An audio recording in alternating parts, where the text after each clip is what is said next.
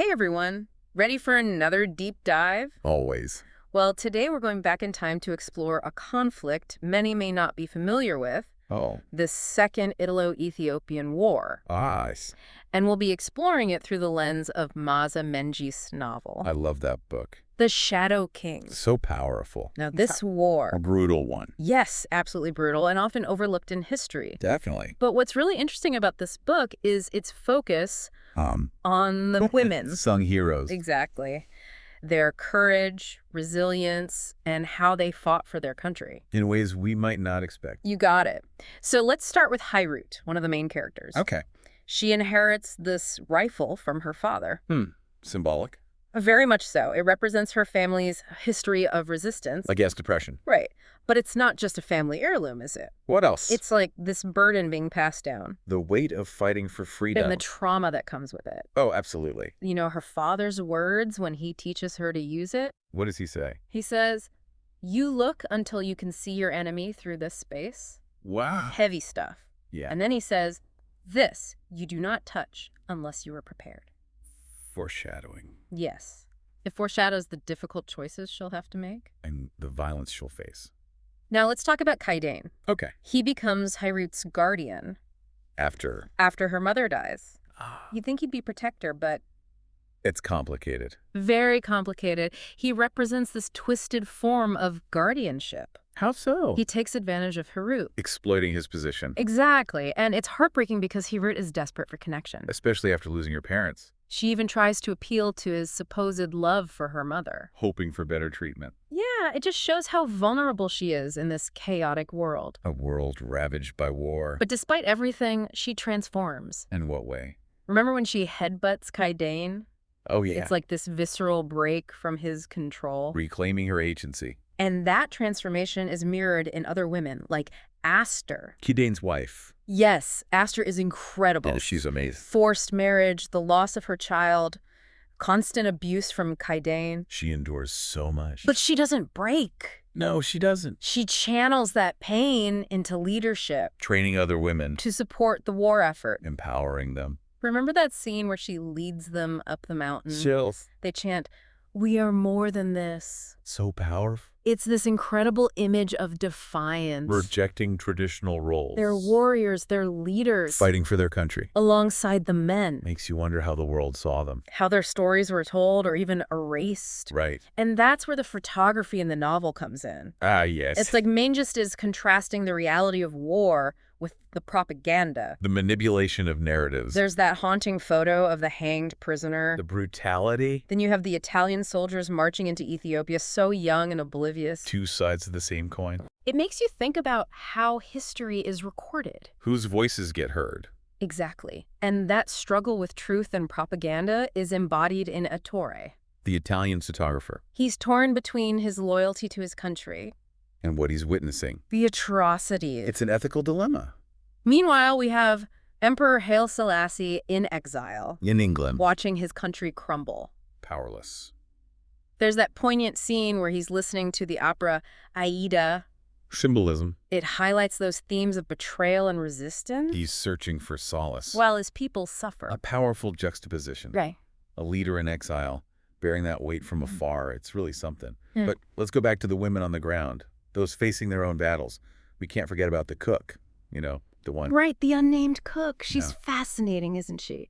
This quiet source of wisdom amidst all the chaos. She is. She really navigates this male-dominated world, offering support to the women around her, practical skills and emotional support. She's like this anchor. Yeah, you're right, providing stability when everything's falling apart. What strikes me is her connection to traditional knowledge, the herbal remedies, and her understanding of Ethiopian culture. Yeah, it shows the importance of those traditions in times of crisis, doesn't it? How they can bring solace and strength when everything's disrupted. Exactly. And speaking of strength, we have to talk about the Battle of Meichu, a real turning point in the novel. It is where women play a key role in the victory against the Italians, right? Absolutely. You see these women often underestimated, charging into battle beside the men armed with anything they can find, defying those traditional ideas of warfare. Powerful image, isn't it? They refuse to be defined by those limitations. Their presence disrupts the Italians, speaks volumes about their courage and determination, but victory comes at a cost. It does. Hirut and Aster are captured, imprisoned in this makeshift camp run by the increasingly unstable Colonel Fucelli. Oh, Fucelli, he's a piece of work. He really is. We see Hirut and Aster enduring abuse, both physical and emotional, a real descent into darkness. Their resilience truly tested.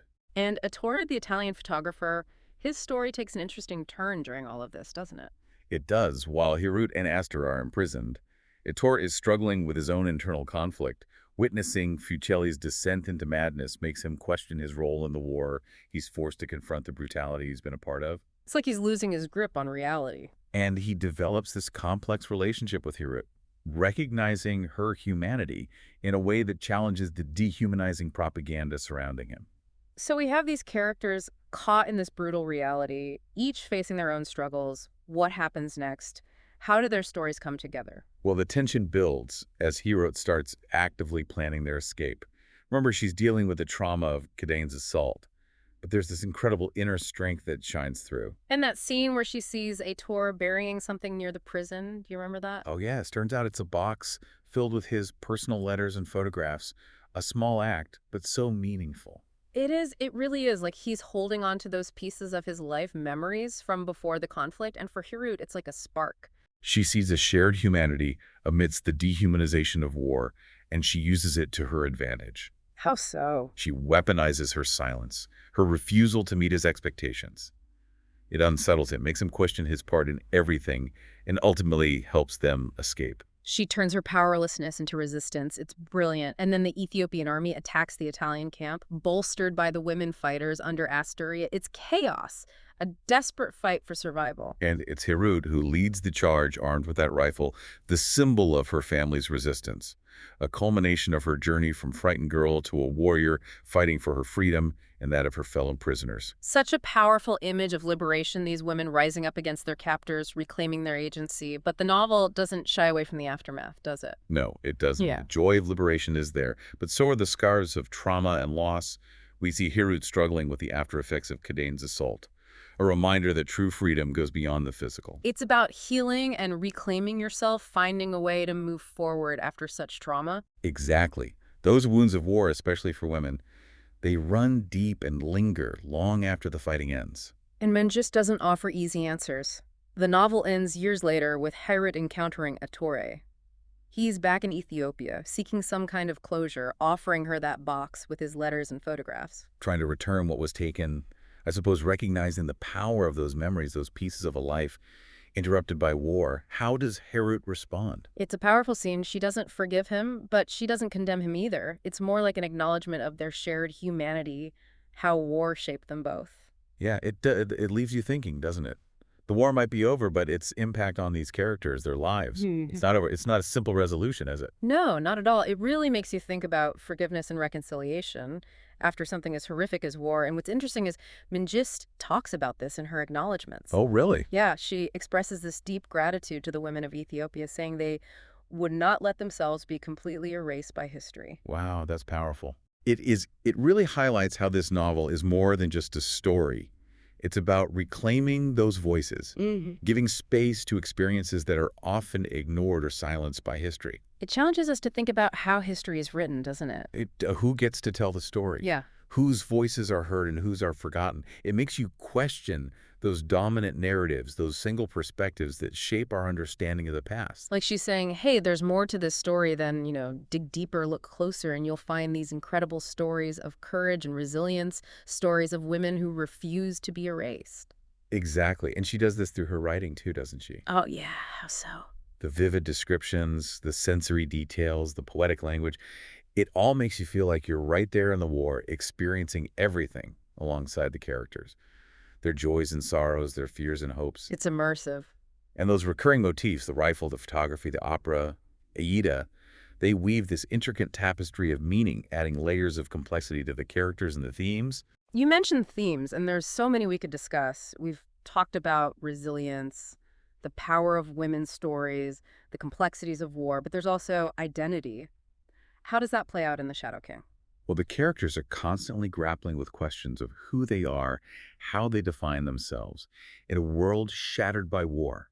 Hirut, transforming from a sheltered girl to a soldier, Aster's evolution from a victim to a leader, even Ator struggling with his own role in the violence. It all speaks to how war forces us to confront and redefine who we are.